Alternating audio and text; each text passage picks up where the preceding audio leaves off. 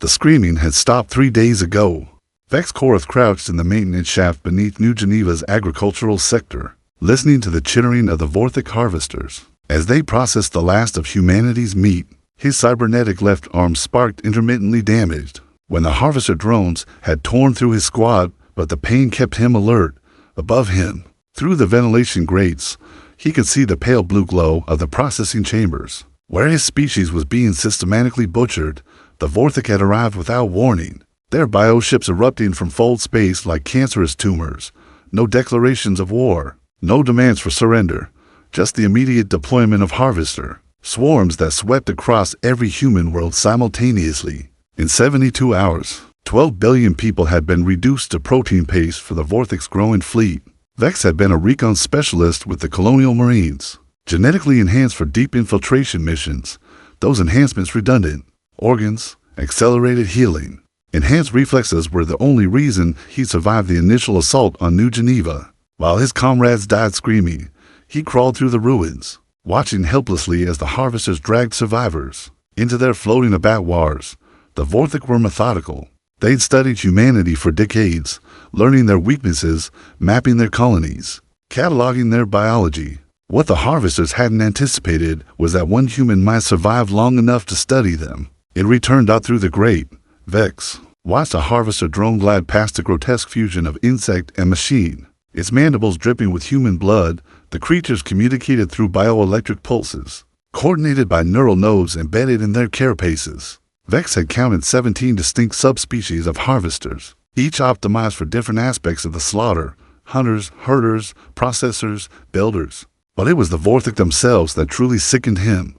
Tall, gaunt beings with translucent skin and compound eyes, they observed the harvest with cold satisfaction. They fed on processed human flesh not from hunger, but from pleasure, savoring the terror-enhanced proteins like fine wine. The screams were seasoning to them. Vex's tactical implant hummed softly, analyzing patterns in the harvester's movement. The Marines had developed the implants for asymmetric warfare against human insurgents. Ironic that it would be used against actual aliens. The implant processed thousands of variables, guard rotations, structural weak points, resource allocation patterns. Slowly, a picture emerged. The Vorthic were efficient, but efficiency bred predictability. They followed protocols, executed programs, maintained schedules. They had conquered dozens of species using the same methodical approach, never needing to adapt because their overwhelming technological superiority always prevailed. They had never faced a species that fought dirty. A new sound echoed through the shaft, heavy footsteps approaching the maintenance axis. Vex pressed himself against the curved wall, breathing shallowly. His enhanced hearing picked up the subtle whir of servo motors, the soft hiss of hydraulics. Not a harvester, something bigger. A Vorthic overseer emerged into view through the grate, its elongated skull gleaming under the processing lights. It paused, compound eyes scanning the area methodically. Vex held perfectly still, knowing that even the slightest movement would trigger its motion sensors. The overseer moved on, but not before Vex caught sight of the neural control crown wrapped around its skull, a delicate lattice of biocircuitry that coordinated the local harvester swarms. Without it, the harvesters would lose cohesion, reverting to basic programming. Vex smiled for the first time in 3 days. The Vorthic had made one crucial miscalculation.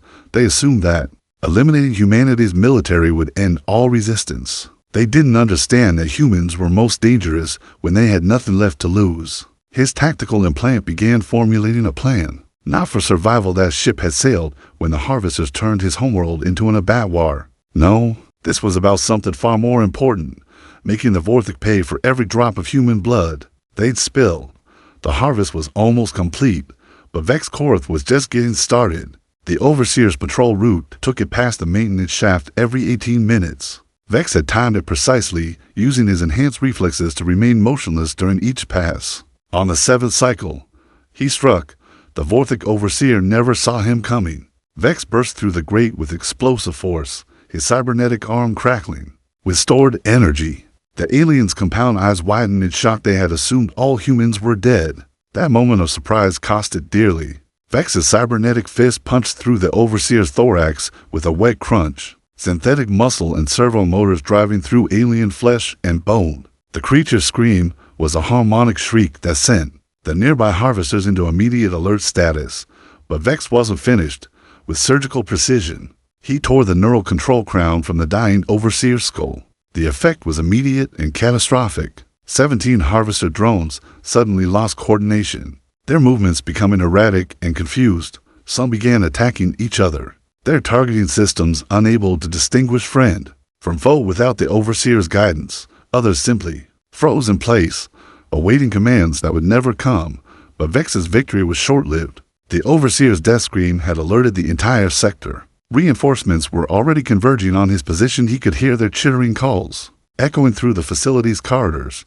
The first wave arrived within seconds. 300 class harvesters burst through the processing chambers. Main entrance, their razor-sharp limbs gleaming under the pale lights. These were the apex predators of the Vorthic swarm, faster than human reflexes, stronger than human muscle, deadlier than human weapons, or so they thought. The lead hunter launched itself at Vex with impossible speed, mandibles spread wide, but Vex's enhanced reflexes kicked in, time seeming to slow as adrenaline flooded his system. He rolled sideways, feeling the harvester's claws whistle past his head. His cybernetic arm lashed out, servo motors whining as they drove his fist into the creature's thorax joint. The harvester's carapace cracked, but didn't break. These were military-grade killing machines, not the processing drones he'd observed earlier. The creature spun with fluid grace, its secondary arms reaching for Vex's throat. Vex caught one arm with his flesh hand, the other with his cybernetic prosthetic. For a moment, human and alien were locked in a deadly embrace, testing their respective strengths. The harvester's compound eyes reflected Vex's snarling face in 1,000 fragments. Then Vex's cybernetic arm overloaded. The stored energy discharged directly into the harvester's nervous system, causing its entire body to convulse violently. Sparks flew from Vex's damaged prosthetic, but the harvester was worse off. Its bioelectric coordination completely scrambled. It collapsed in a twitching heap. The second harvester didn't wait for its packmate to recover. It came at Vex from above, dropping from the ceiling with lethal intent. But Vex had fought in zero-G environments. Three-dimensional combat was nothing new to him. He threw himself backward, grabbing a processing tool from a nearby station, a molecular cutter designed for precise flesh removal. The harvester's landing shattered the floor where Vex had been standing. Before it could recover, Vex activated the molecular cutter and swept it across the creature's rear legs. The tool sliced through alien flesh and metal like butter, severing the harvester's primary locomotion systems. The creature's agonized shriek filled the chamber as it collapsed, yellow ichor spurting from its wounds. But even crippled, it remained dangerous. Its upper arm swept at Vex with desperate fury, forcing him to dance backward. The third harvester had been circling, waiting for an opening. It found one when Vex stumbled over debris from the floor damage. The creature pounced with predatory precision, its mandibles closing around Vex's left shoulder. Pain exploded through Vex's nervous system as the harvester's razor-sharp mandibles ground against his enhanced bones. His cybernetic arm was completely dead now, hanging useless at his side. But pain was just information, and Vex had learned to process it efficiently with his good hand. He drove the molecular cutter up through the harvester's compound eye cluster. The tool's energized blade sliced through ocular tissue and into the creature's brain cavity. The harvester released him immediately, its death throes violent and brief. Vex staggered backward, yellow blood mixing with his own red on his torn uniform. 3 harvesters down, but he could hear more approaching, dozens of them, their hunting calls growing louder with each passing second. He looked at the neural control crown still clutched in his cybernetic hand. The device was damaged, but functional, its biocircuits still pulsing with faint energy. His tactical implant was already analyzing its structure, mapping its command protocols. A grim smile spread across Vex's bloodied face. The Vorthic had made another mistake. They had shown him their weakness, and he was just beginning to exploit it. The maintenance tunnels became Vex's kingdom of shadows. For 6 days, he moved through New Geneva's understructure like a vengeful ghost, striking at the harvesters with surgical precision before vanishing into the labyrinthine passages. Each attack was calculated, each target chosen for maximum psychological impact. The Vorthic had never encountered guerrilla warfare before. Their previous conquests had been straightforward affairs, overwhelming technological superiority, crushing organized resistance. But Vex wasn't fighting like a soldier. He was fighting like a virus, spreading chaos through their perfectly ordered system. His first major strike came at the primary processing center. Using the stolen neural crown, Vex had learned to partially interface with harvester drones, overriding their base programming for brief periods. He turned 12 processor-class harvesters against their own kind, creating a cascade failure that destroyed 3 days' worth of processed human biomass. The Vorthic's response was swift and brutal. They deployed hunter-killer squads throughout the facility, searching every tunnel, every room, every shadow. But Vex had spent years training in urban warfare environments. He knew how to use infrastructure against invaders. The explosion at Generator Station 7 took out 43 harvesters in a single devastating blast. Vex had rigged the station's fusion core to overload, timing the detonation perfectly as a harvester patrol passed overhead. The resulting fireball incinerated everything within 100 meters, leaving only twisted metal and the lingering stench of burned alien flesh. But the Vorthic were learning too. They began varying their patrol routes, implementing random search patterns, posting guards at critical infrastructure points. Worse, they were adapting their harvesters, upgrading their targeting systems, hardening their neural networks against interference. Vex's cybernetic arm had been completely destroyed. In his latest encounter with a pack of hunter variants, these new models were faster, smarter, more aggressive than their predecessors. They hunted in coordinated packs, using complex tactical formations that reminded him uncomfortably of human military doctrine. Now, he crouched in the ruins of what had once been New Geneva's central library, his shoulder wrapped in torn fabric to stem the bleeding from his latest wound. His tactical implant was running constant threat assessments, tracking the movements of 17 separate harvester squads as they closed in on his position. They had finally cornered him.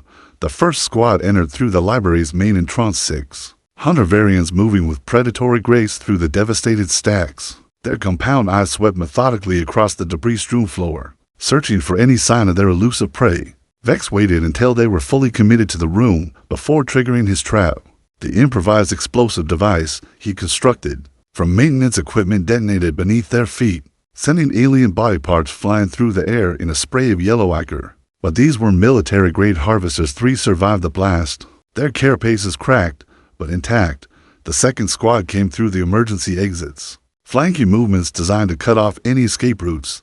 Vex had anticipated this. He'd studied their tactical adaptations, learned their new protocols. But knowing their strategy and being able to counter it were 2 different things. A hunter variant burst through the wall beside him, its enhanced claws tearing through reinforced concrete like paper. Vex rolled desperately aside, feeling the creature's mandibles snap shut inches from his head. His counterattack, a molecular cutter sweep aimed at the harvester's legs, connected, but failed to penetrate the creature's upgraded armor. The harvester's response was immediate and vicious. Its secondary arms lashed out, catching Vex across the chest and sending him flying into a collapsed bookshelf. He felt ribs crack on impact, tasted blood in his mouth. More harvesters were pouring into the library, now the 3rd and 4th squads, coordinating their assault with mechanical precision. Vex's enhanced reflexes were the only thing keeping him alive as razor-sharp claws and snapping mandibles saw his flesh. He fought with desperate fury, using every dirty trick he'd learned in 3 decades of military service. Thrown debris caught a harvester in its optical cluster, temporarily blinding it. A jury-rigged flashbang disrupted their coordination, long enough for him to slip between their formations. But for every harvester he damaged, 2 more took its place. His tactical implant with screaming warnings: blood loss critical. Combat effectiveness degraded to 30%. Probability of survival dropping rapidly toward 0. But Vex had stopped listening to probability assessments days ago. A hunter variant's claw raked across his back, opening a wound that would have been fatal to an unenhanced human. Vex spun with the blow, using its momentum to drive his molecular cutter into the creature's thorax joint. This time, the blade found the gap in its armor, and the harvester collapsed in a twitching heap. But there were too many of them. Even as he fought, Vex could see more squads approaching through the library's broken windows. They were going to overwhelm him. Through sheer numbers, the same strategy the Vorthic had used to conquer a dozen worlds. That's when Vex made his decision. If he was going to die here, he was going to make it count. Reaching into his equipment pack, he pulled out his last improvised explosive, a fusion cell rigged to catastrophic overload. The blast would level the entire library complex and everything within a kilometer radius, including himself. But as he prepared to trigger the device, something caught his attention. Through the smoke and chaos of battle, he could see them Vorthic overseers watching the assault from a safe distance, their compound eyes gleaming with anticipation. They wanted to observe humanity's final moments, to savor his death like fine wine. Vex's bloody smile was pure predator. The Vorthic had made one final mistake. They had gotten too close to their prey. Instead of triggering the fusion cell, Vex made a desperate gambit. He activated every stolen neural crowd fragment he'd collected over the past week, broadcasting an override signal that turned the nearest harvester squads against each other. The library erupted into chaos as 43 harvesters suddenly began tearing their own allies apart. But Vex wasn't watching the carnage. He was moving, using the distraction to slip through the melee toward his real targets, the Vorthic overseers, positioned on the observation deck outside the library's eastern wing. The first overseer never saw him coming. Vex's molecular cutter sliced through the alien's elongated skull like a hot knife through butter, spraying bioluminescent brain matter across its companions. The remaining overseers recoiled in shock. They had thought themselves safe from the primitive human's reach. They were wrong. Vex's enhanced reflexes and decades of close-quarters combat training made him a force of nature. In the confined space, his remaining good arm wielded the molecular cutter with surgical precision, opening arteries and severing neural pathways. With economical movements, the overseers tried to retreat, but Vex had positioned himself between them and their escape routes. The second overseer attempted to call for reinforcements, its bioelectric communication ray sparking to life. Vex's response was to drive his fist through the creature's thorax, crushing its communication organs before they could transmit. The alien's death shriek was cut short by the molecular cutter, separating its head from its shoulders. The third overseer proved more resourceful. It produced a bioweapon from its thoracic cavity, a living projectile that ripped through the air toward Vex's face. But Vex had fought in biowarfare environments. He recognized the threat and responded accordingly. His molecular cutter intercepted the creature mid-flight, bisecting it cleanly. Then he was on the overseer, his blood-soaked hand closing around its elongated throat. The alien's compound eyes reflected his snarling face as he spoke the first words he'd uttered in over a week. "Tell your friends," he rasped, his voice hoarse from disuse. "Tell them that humanity doesn't forgive. We don't forget. That we sure as hell don't go quietly." The molecular cutter opened the overseer from sternum to pelvis. Its death scream echoed across the battlefield, carrying a harmonic resonance that every Vorthic on New Geneva could hear. The message was clear. The humans weren't extinct. One still lived, and he was coming for them all. The Harvester Swarm's response was immediate and overwhelming. Every military unit on the planet began converging on the library complex. But Vex had already moved on, disappearing into the maintenance tunnels with a new understanding of his enemy's psychology. The Vorthic weren't just efficient predators, they were cowards. Their entire civilization was built on overwhelming technological superiority, never having to face an enemy that could fight back effectively. They had grown soft, complacent, relying on their harvesters to do the dirty work while they observed from safe distances. But safety was an illusion when your enemy refused to play by conventional rules. Over the next 3 days, Vex launched a campaign of terror that shattered the Vorthic's composure. He struck at their command centers, their resource depots, their observation posts. Each attack was more audacious than the last, each target more heavily defended. At the primary bioprocessing facility, he turned an entire harvester platoon against their Vorthic supervisors, watching with grim satisfaction as 40 aliens were torn apart by their own creations. The screams were audible for kilometers. At the orbital communication array, he triggered a cascade failure that severed New Geneva's connection to the greater Vorthic fleet. The aliens were suddenly isolated, cut off from reinforcements, and unable to call for help. At the central command nexus, he assassinated 7 high-ranking overseers in a single coordinated strike, leaving their mutilated bodies arranged in a pattern that spelled out humanity endures in their own bioluminescent blood. The psychological impact was devastating. The Vorthic began exhibiting signs of genuine fear. Their movements became erratic. Their coordination deteriorated. Their decision-making processes showed clear signs of stress-induced irrationality. They had never faced an enemy that could inspire such terror in their supposedly superior civilization. But Vex's guerrilla campaign was taking its toll on him as well. His body was breaking down under the constant strain of combat and blood loss. His enhanced healing could only do so much. He needed medical attention, proper nutrition, actual rest, none of which were available in his current circumstances. His tactical implant was painting an increasingly grim picture. Conservative estimates suggested the Vorthok would deploy their remaining military assets in one final, overwhelming assault within 48 hours.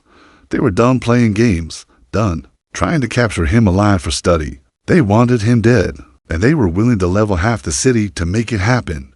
Vex found himself in the ruins of New Geneva's medical district, surrounded by the skeletal remains of hospitals and research facilities. The irony wasn't lost on him. He was going to make his final stand in a place dedicated to healing, while his body slowly shut down from accumulated trauma. But he wasn't finished yet, not by a long shot. In the wreckage of the Xenobiology Research Institute, Vex discovered something that made his tactical implant recalculate everything. A prototype bioweapon that the facility's scientists had been developing for potential alien contact scenarios. The weapon was designed to target non-human neural structures, causing cascade failures in complex nervous systems. It had never been tested on living subjects. The ethical guidelines had been too restrictive. Vex's bloody smile was pure wolf as he began preparing the weapon for deployment. The Vorthok wanted a final battle. He was going to give them one they'd never forget.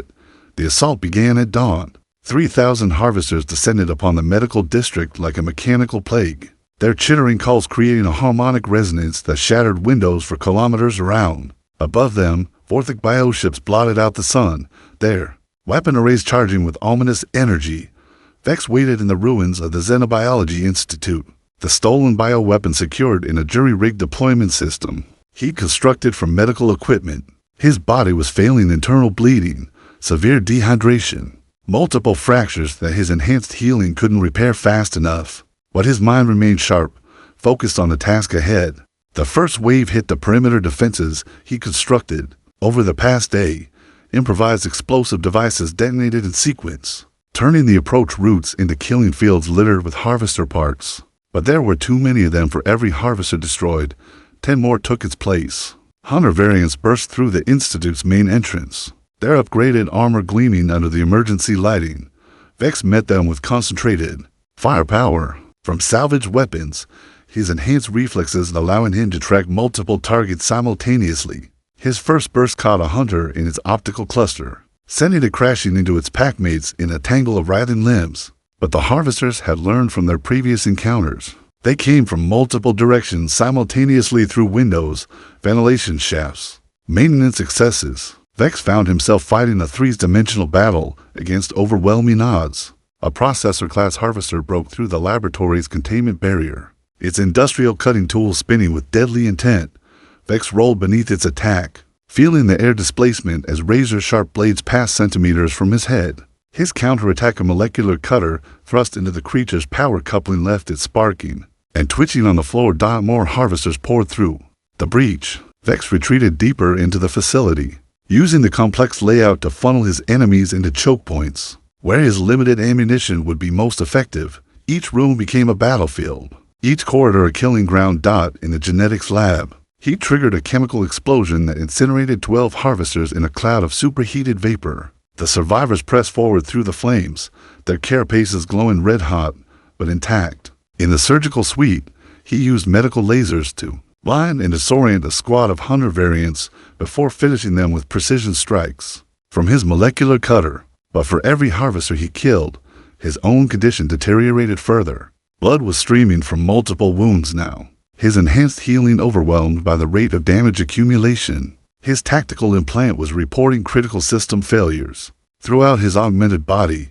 He had minutes left, maybe less. That's when the Vorthok overseers made their appearance. They descended from their bioships in armored platforms, their compound eyes gleaming with anticipation. These weren't the soft observation class overseers he'd been hunting. These were military commanders, their bodies enhanced with biomechanical augmentations that made them nearly as dangerous as their harvester creations. The lead commander was a magnificent specimen nearly 3 meters tall, its translucent skin revealing complex internal organs that pulsed with bioluminescent energy. Neural interface cables writhed from its skull like living serpents, maintaining constant communication with its forces. The last human, it spoke, its voice a harmonic blend of frequencies That made Vex's bones ache. Your species' final representative. How appropriate that you should die surrounded by the instruments of healing. Your people always were obsessed with preserving life. Vex spat blood onto the floor, his response carrying all the defiance he could muster. We're also pretty good at taking it, the commander gestured, and its escort of harvesters spread out to surround Vex, but instead of ordering an immediate attack, it seemed to want to savor the moment. Your resistance has been instructive. We have learned much about human psychology from observing your desperate struggles. The data will be valuable. When we encounter other species with similar neural architectures, glad I could help with your research, Vex said, his hand slowly reaching for the bioweapon's activation switch. Let me give you one more data point. The weapon activated with a subsonic hum that seemed to emanate from the very walls. At first, nothing visible happened.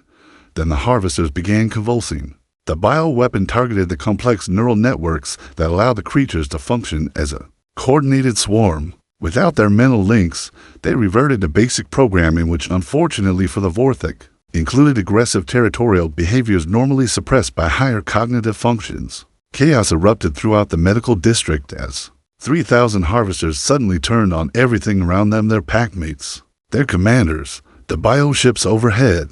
The harmonic resonance of their coordinated assault became a cacophony of violence. As they tore each other apart with mechanical fury, the Vorthik commander staggered as its neural crown sparked and failed, its connection to the harvester swarm severed permanently. For the first time in its species' history, it found itself truly alone on a battlefield. But Vex wasn't watching the carnage outside. He was looking at the secondary effect the weapon was having on the commander's biomechanical augmentations. They were failing to, one by one, as the bioweapon disrupted every non-natural neural pathway it encountered. The commander's composite armor began to crack and peel away, revealing the soft flesh beneath. Its weapon systems went offline, leaving it defenseless for the first time in centuries. Vex's molecular cutter was in his hand, though he couldn't remember drawing it. His vision was narrowing, tunnel vision setting in as his blood pressure dropped to critical levels. But he had enough left for one last strike. This is for humanity, he whispered, and drove the blade into the commander's primary neural cluster. The alien's death scream shattered every piece of glass remaining in the medical district. And in that sound, Vex heard something beautiful, the sound of fear, pure and absolute, from a species that had never known what it meant to be prey. The bioweapon's effects cascaded through the Vorthik forces like a neural plague. Across New Geneva, harvester swarms turned on their overseers in frenzied attacks. Their coordination shattered beyond repair. But the weapon's range was limited, and Vex could hear the approach of reinforcements from the outer districts. Thousands more harvesters converging on his position. He collapsed against the laboratory wall, his body finally succumbing to accumulated trauma.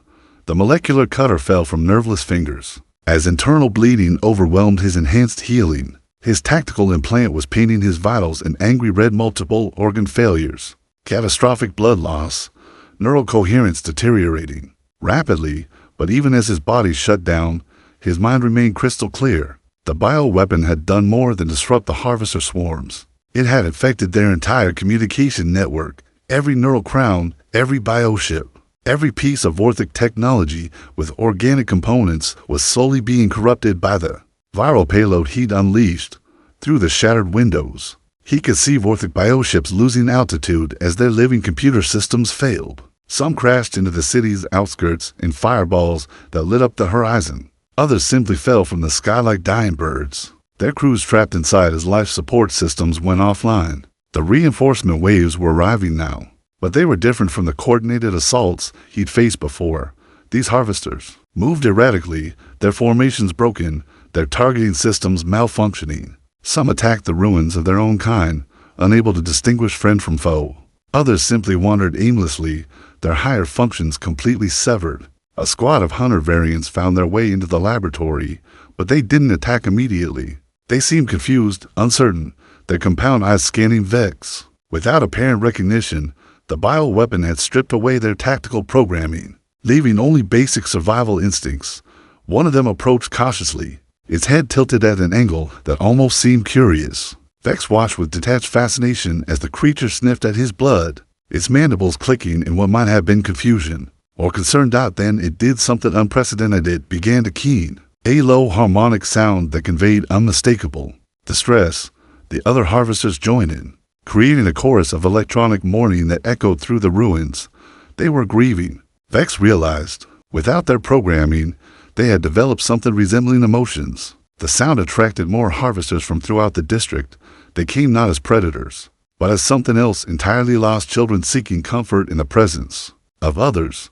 The weapons that had terrorized humanity for weeks now huddled together in the ruins, their mechanical minds struggling to comprehend their newfound independence. Vex's tactical implant flickered weakly, its power cells nearly depleted, but it managed one final analysis of the situation. The bioweapon hadn't just disrupted the harvesters' coordination, it had fundamentally altered their cognitive architecture. They were no longer weapons of war, but something entirely new. The irony was perfect.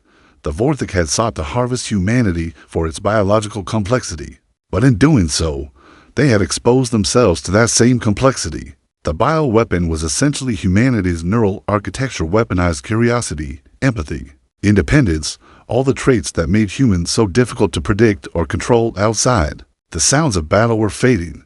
The last of the bioships had either crashed or fled the system, their crews dead or dying from neural cascade failures. The orbital infrastructure the Vortic had spent weeks constructing was coming apart as its organic components succumbed to the viral payload.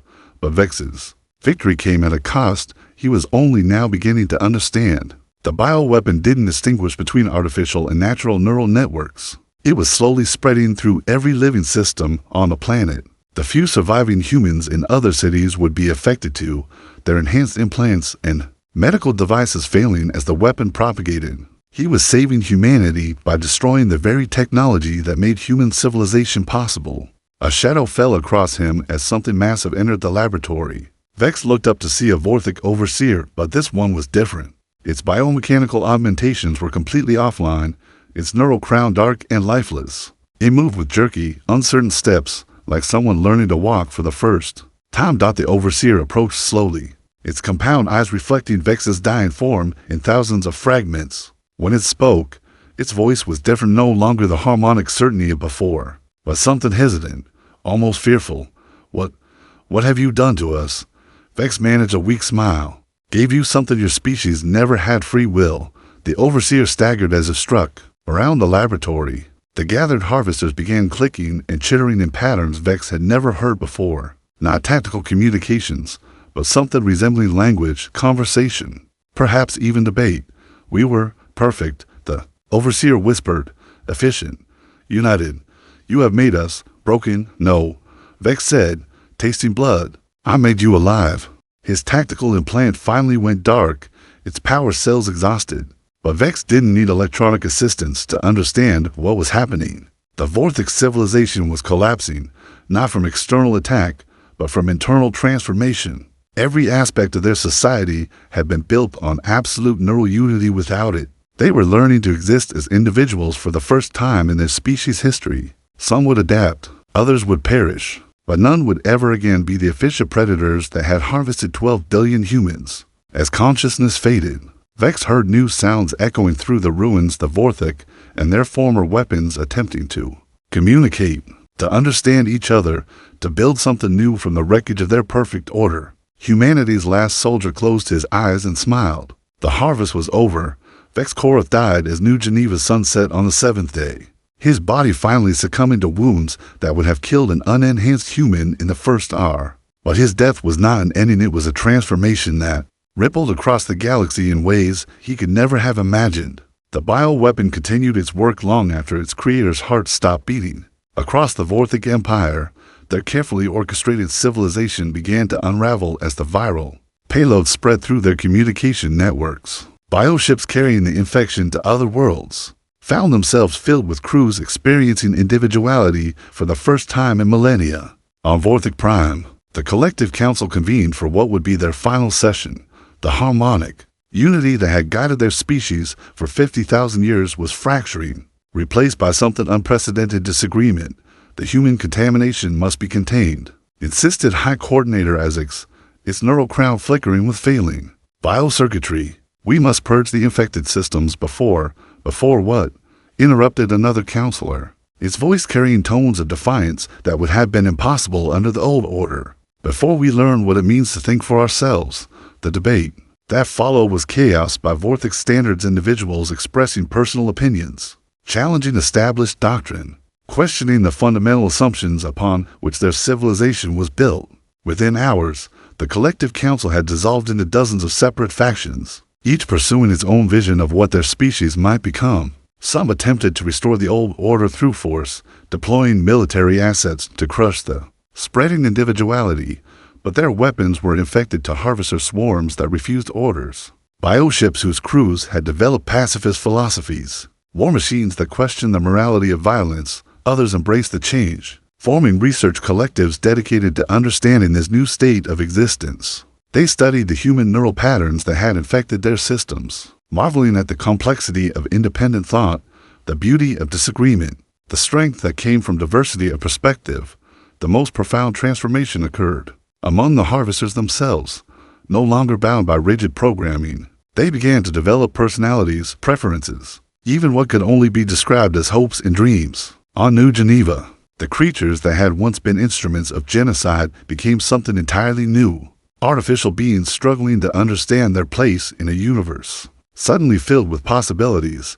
The harvester that had approached Vex in his final moments became known as Prime 7, the first of its kind to develop speech patterns recognizable to human survivors. It spent months learning to communicate with the scattered groups of humans emerging from their hiding places, serving as a bridge between species that had been mortal enemies. The Dead Maker gave us gift. Prime 7 would tell anyone who would listen.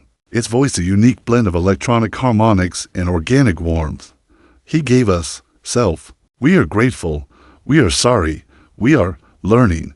The transformation wasn't without its casualties. Roughly 30% of the Vortex population couldn't adapt to individual consciousness, their minds fragmenting under the strain of independent thought. Bioships crashed as their crews became paralyzed by choice. Entire worlds went dark as their inhabitants retreated into catatonic states, overwhelmed by the sudden weight of personal responsibility. But those who survived the transition became something unprecedented in galactic history, a species that had evolved beyond its original biological and technological limitations. Through contact with another form of consciousness, they called themselves the Liberated, and they carried with them a message that would reshape the galaxy. News of the Vortex transformation spread through the interstellar community like wildfire. Species that had lived in terror of the harvesters approached suddenly found themselves receiving diplomatic overtures from former enemies. The Liberated offered not conquest, but cooperation, sharing the technological marvels they had developed through their unique fusion of biological and artificial consciousness. The survivors of humanity's scattered colonies received special attention. The Liberated considered themselves indebted to the human race,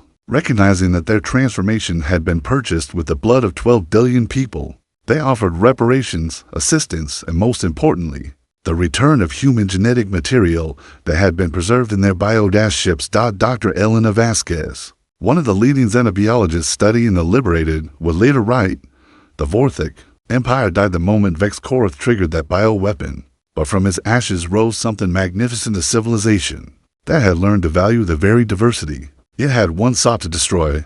The memorial they built for Vex on New Geneva became a pilgrimage site for both species. Humans came to honor the man who had saved their future. The Liberated came to pay respects to the one who had given them souls. The inscription, written in both human script and the flowing bioluminescent patterns of Liberated writing, read simply, Vex Korath, humanity's last soldier, the galaxy's first teacher. But perhaps the most fitting tribute came from Prime 7, who had spent decades studying human philosophy and history. Standing before the memorial on the 50th anniversary of the Flesh Harvest, it spoke words that would be remembered across the galaxy. The Dead Maker taught us that destruction can be creation, that ending can be beginning, that one mind, refusing to surrender, can change the nature of existence itself. We were harvesters of flesh. Now we are gardeners of possibility. This is his gift to us. This is our gift to the stars. In the end, Vex Korath had done more than survive the flesh harvest. He had transformed it from humanity's darkest art into the galaxy's greatest awakening. The Vortex had sought to harvest human flesh, but instead they had harvested something far more precious, the human spirit, with all its stubborn defiance, its capacity for growth, and its unshakable belief that tomorrow could be better than today. The harvesters had become the harvested, and in that transformation, the galaxy had found something it had never possessed before: hope for a future where diversity wasn't just tolerated, but celebrated as the source of all strength. And somewhere in the quantum foam of the universe, in the spaces between thought and action, the echo of HFY's final smile continued to ripple outward, carrying with it the indomitable message of humanity: we endure, we adapt, we overcome. The flesh harvest was over, the spirit harvest had just begun.